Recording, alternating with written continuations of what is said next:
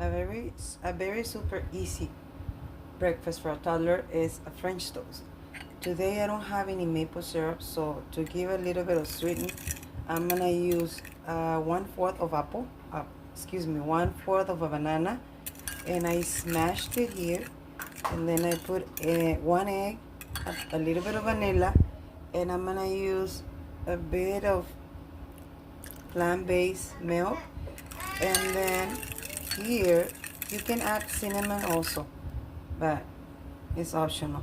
So here you can use the whole bread in there, or you can cut it in slices. This time I'm gonna use it the whole bread, and when it's cooked then I'll cut it in slices, so it's gonna be easier for my granddaughter to eat it. So when you're done doing it from both sides, we're just gonna cook it with a little bit of avocado oil or coconut oil. I didn't use that much milk, because then if it's too wet, too runny, then you won't be able to use all the egg and all the nutrients for one person. So when you're gonna make several, you can add more milk and add more egg, and you can do for several kids.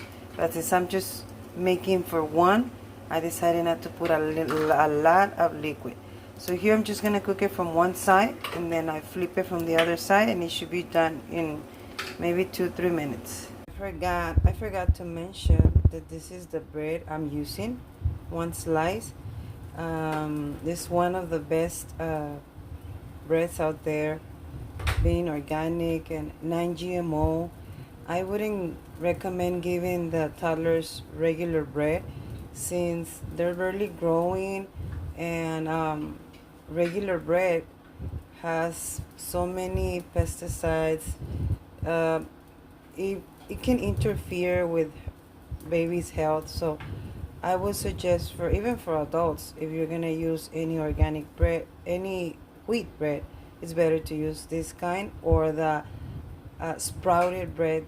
The most common is Sikyo, but nowadays you can find more brands and stores. This is already done. We're just gonna put it in a plate and cut it in slices. I decided to cut it in smaller slices so it will be easier for her to eat it. So she was ready, like always, to enjoy her breakfast.